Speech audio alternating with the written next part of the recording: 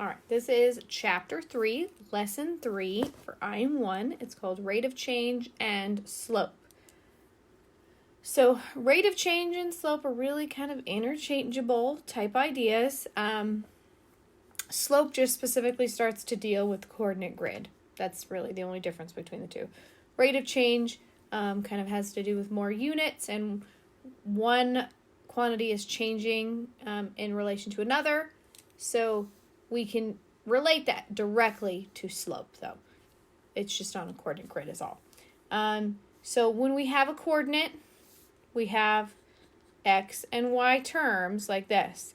And if we have more than one x and y term, which we will need two to calculate slope, we have 0.1 and 0.2. Does it matter which one I label 0.1 and 0.2? Nope, it doesn't matter.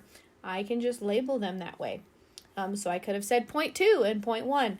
It doesn't really matter. The objective here is that we just label them so that we know.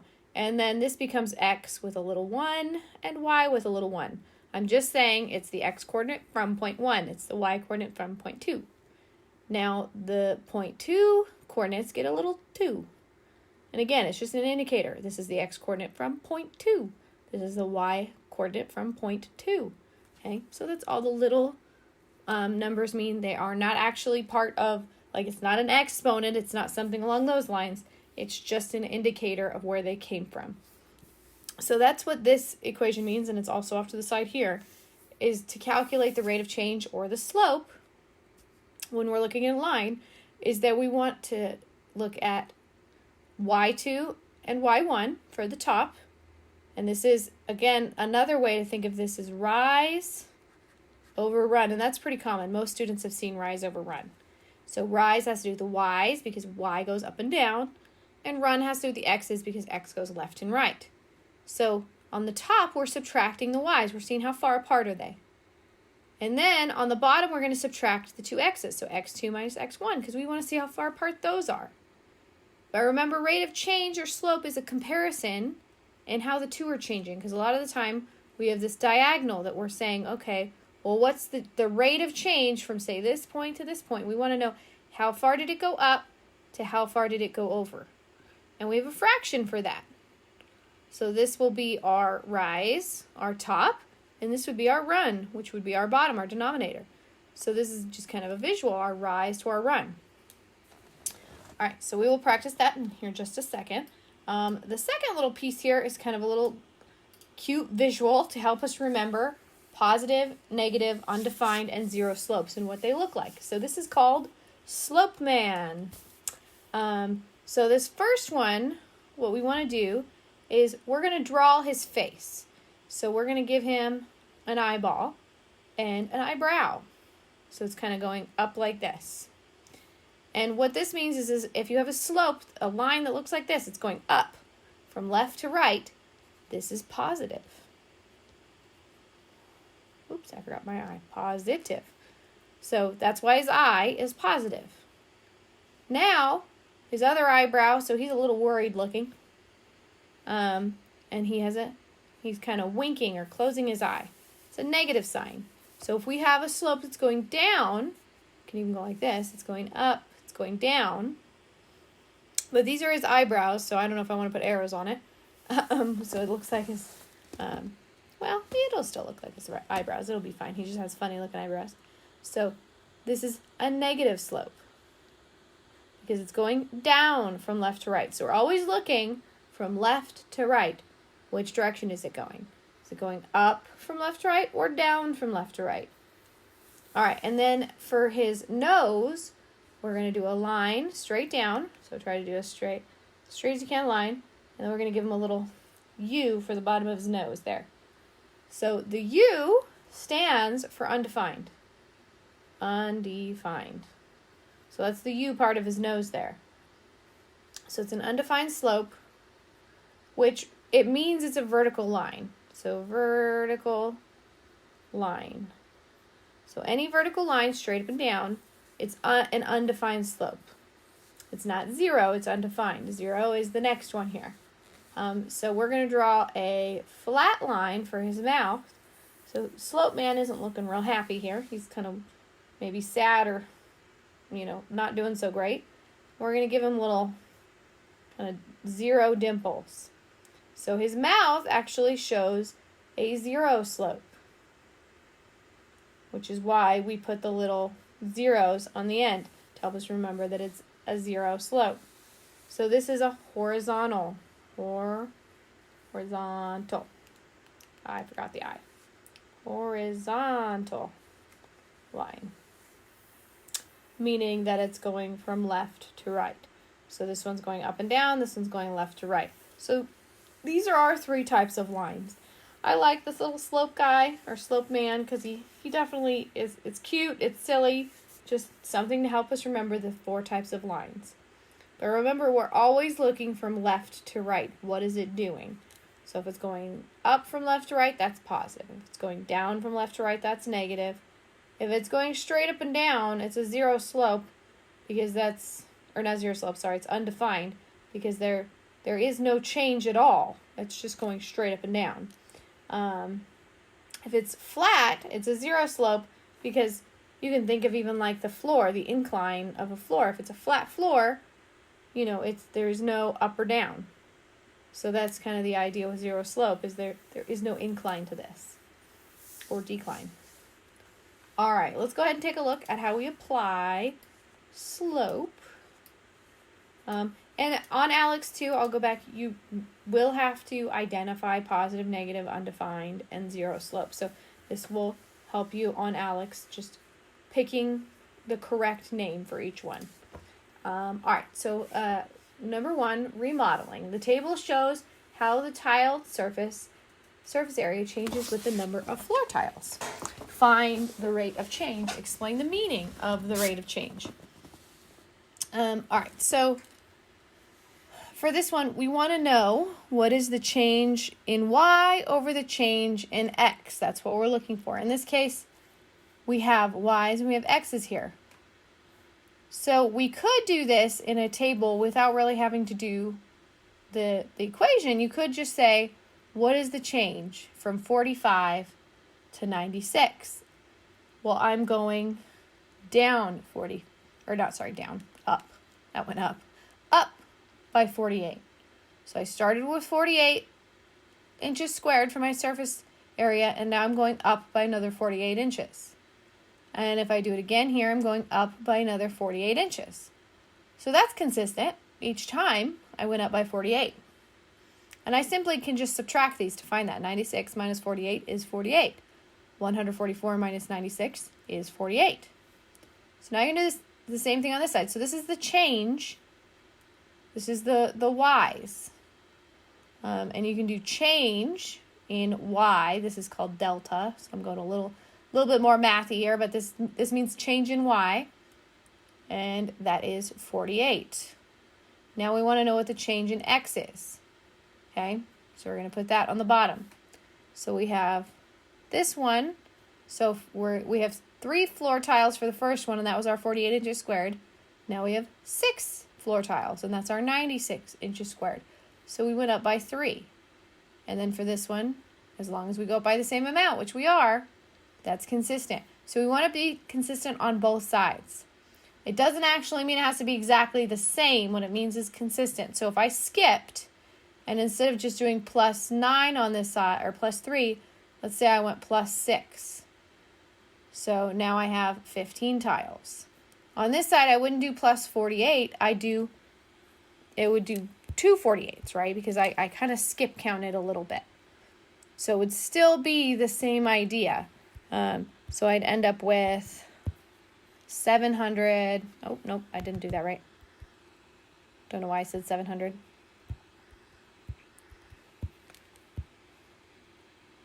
So I would end up with 240 on this side, which would look like more, right? It would look like plus 96, but it's still consistent if I reduced 96 and 6. They would reduce down to 48 and 3. So just keep that in mind. It doesn't necessarily mean, when I say consistent, I don't mean exactly the same. I mean it's the same rate if I reduced them all. All right, so I would put 3 over here, and now I just want to make sure that is in fact reduced, and I think it is, oh, nope, I think it does actually divide. So if I look at this, this is a threes trick if you don't know this. 4 plus 8 is 12. Since 12 can divide by 3, 48 can divide by 3. It's one of those weird tricks that it works every time. So it's a threes trick. If the sum of the numbers add up to a number that can divide by 3, then the whole number can divide by 3. So if I divide this by 3 and by 3, I get 16 and 1.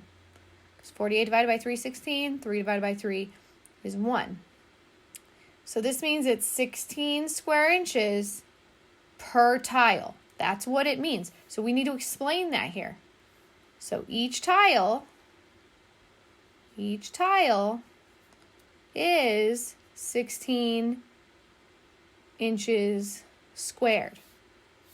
Or I could say it's 16 inches squared per tile. I could say it that way too if I wanted to read it more like this. But remember, 16 over 1 doesn't really mean anything yet until we explain it.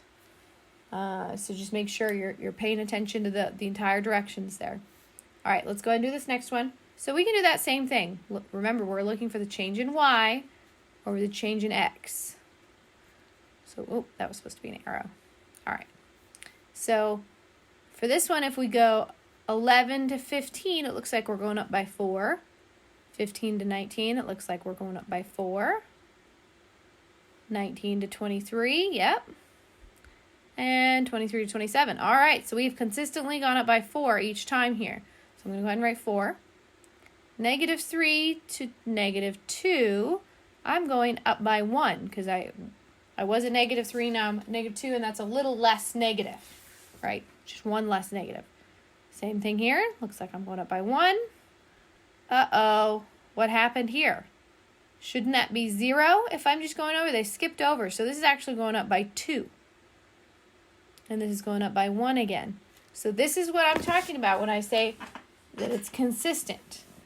This is not consistent because if this went up by 2, it would have been fine if this side also skip counted and went up by 2, but it didn't. It stayed very consistent on this side, and this one skip counted. So this is an issue, so I'm going to bring it down here. So there is not a consistent, go back, consistent rate of change. Rate of change. Change. I don't know what I was spelling there. All right, let's go ahead and do this next one. So we don't have to fill that out because once we find this error, we're not going to be writing a slope or anything like that. Okay, so this next one, we're going to go negative 4 to 3. So remember, that's negative 4 and then 1 more. I went up by 5 there because I had 4 negative and 1 positive. So keep that in mind when you're bridging from negative to positive. So here I'm going from 1 to 6. That looks like plus 5. And now we have 6 to 11. That's another plus 5. And 11 to 16, plus 5. All right, so my change in y is 5.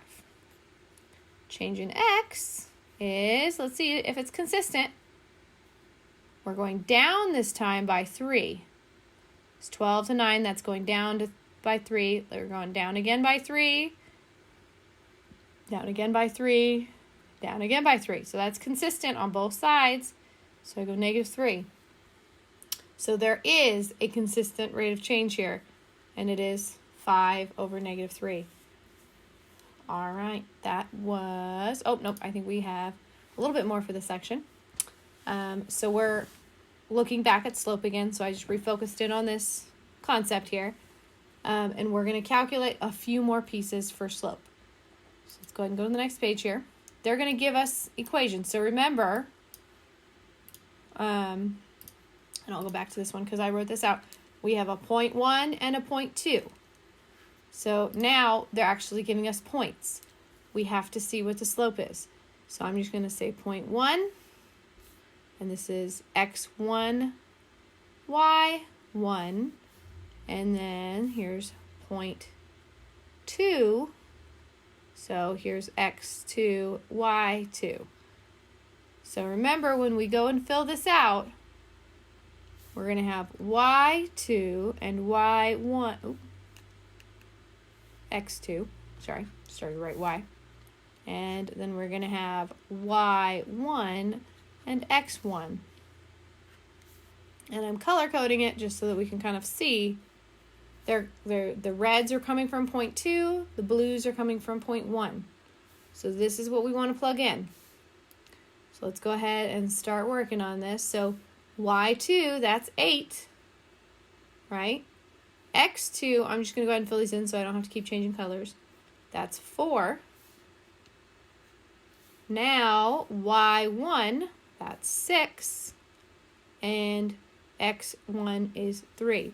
So now that I have them in the right spots, I'm going to put my minus signs and my fraction symbol, and I can just start simplifying here. So 8 minus 6 is 2, right? So we get 2 over 4 minus 3 is 1. We can reduce this farther because Alex is going to expect you to just turn it into 2. You don't need to write 2 over 1. You need to keep that in mind, though, when you're graphing. If you just have a 2 or any just number for your slope, it has a 1 under it. So it means I rise up 2 and I run 1. And it's up 2, right 1 because they're both positive. So, but we can drop the 1 off when we type in our answer here. All right, here I'm going to preload that just so that it's already there. Okay, so we have x2, y2, because this is 0.2. So this is a brand new problem. I get to do 0.1 and 0.2 again. And you know what? I'm even going to be a little dramatic about it and go, what if I did 0.2 here? Does that matter? No, it doesn't. As long as I'm consistent. Once I decide this is 0.2, this is the x for 0.2, this is the y for 0.2. I can't kind of flip-flop that. I've seen students do that where they kind of flip-flop the points for some reason. But now I'm just showing you it doesn't really matter which one is 0.1 and which one's 0.2. But once you make the decision, you have to stick with that decision. Okay? So we'll do 0.2 first. So we have 2 and negative 4, because y2 and x2, I'm just filling those in. And then we have y1 and x1. All right. So, and I did keep the negative here, even though there's a minus. This is part of the formula to that you don't change. So you have to make sure you put the negative in if it is a negative number. All right, so the top we have 2 minus 10, so that gives us negative 8. And then negative 4 minus 2. So this is a double negative. It ends up becoming a positive. Negative 4 plus negative 2, negative 4 plus 2, because that became a plus. So we have opposites. We subtract, and I end up with negative 2. So 2 negatives do make a positive. I already know that's going to be positive now. 8 divided by 2 is 4. So remember, it's 4 over 1, but we would just write 4. All right, last piece here, and then we're all done with this section. Find the value of r, so the line that passes through each value, or each pair of points, has the given slope. So now we have to apply this a little differently. Because remember, this is, I'll put it on this side, equals m. It doesn't matter if it's m equals on this side or this side. Really doesn't matter where the equals is. So now we have m, but we don't have one of the missing pieces, or the pieces here that we've had before. So let's go through and we're going to identify these. So I'm just going to go back to 0.2. It doesn't matter if it's 0.1, 2. Most students go 1, then 2. That's pretty common. So x1, x2, y2, and x1, y1. So this is 0.1. And this is my m. So I'm going to go ahead and put this out here like this, and it's going to equal. And let's see, I'll do this one in dark blue just so that we know. So I'm going to put m in dark blue. So this whole thing is going to equal 8. I already know what it's going to equal. I'm not finding the equal. I know it equals negative 8. So now I need to figure out what the rest of the pieces are. So let's go ahead and fill in what we have. We have y2 and x2 and we have y1 and x1, and that's r. All right, so let's go ahead and start figuring this guy out. So on the top here, we have that double negative issue again, so that turns into a positive. Negative 8 plus 8. So that gives us negative 2. And the bottom, we have 5 minus r, and then that equals negative 8. So I just kind of clean this up a little bit. You could do a couple of things with this. You could turn this into a proportion. Remember, there's a 1 under, and I could cross multiply. I can also just multiply by 5 minus r to get it out from underneath the parenthesis there if I wanted to. There's a couple of different options on this one. So I believe a few sections ago we were just doing proportions, and we've also practiced equations. We really haven't had this issue where we've had a binomial on the bottom though. So when you have a binomial on the bottom, you kind of treat it like one piece. And if I want to move it to the top, or kind of move it to the other side, I multiply by the entire piece, like this. Okay? And that would be the same idea as if I cross multiplied. Okay? So really cross multiplication is just another way to look at that. So I could very well do that cross multiplication, and I would have 5r times negative 8. Same way I would have just had it the other way. And then there's a 1 on the bottom here, so it'd be negative 2 times 1, which is what's left behind when I take the 5 minus r away anyway. So just a couple different ways to think about that. So I'm going to go ahead and scooch this guy over like that, because we're multiplying. So I need to distribute this negative 8 to both pieces. Negative 8 is being multiplied by 5, negative 8 is being multiplied by negative r. So negative 8 times 5 is negative 40. Negative 8 times negative r is positive 8r. Two negatives make a positive. 8 times r is 8r. All right. So now we can start to solve this one. It's not looking too bad anymore. So I'm going to look at what's being added or subtracted on the same side as a variable, and I'm going to do the opposite. Boop. And I'm going to write this over here. Sorry, I'm running out of room at the bottom here. So negative 2 plus 40, and that gives us 38, equals negative 40 plus 40 cancels. They're opposites each other. So we get 8r. All right. So now I'm going to do this last piece here. We're multiplying by 8. So I'm going to divide by 8 on both sides. This doesn't go in quite evenly. That's okay. We just do our division, and we would get 4.75, because 38 divided by 8 is 4.75, equals r, because 8 divided by 8 cancels out. So in order to make this true, in order to have a slope of 8, or negative 8, this missing coordinate would need to be 4.75. So it's kind of an odd number there. It's not necessarily a nice even one, but that's what it would have to be in order to make this true. All right, so that was the rest of that section. I will see you in section 4.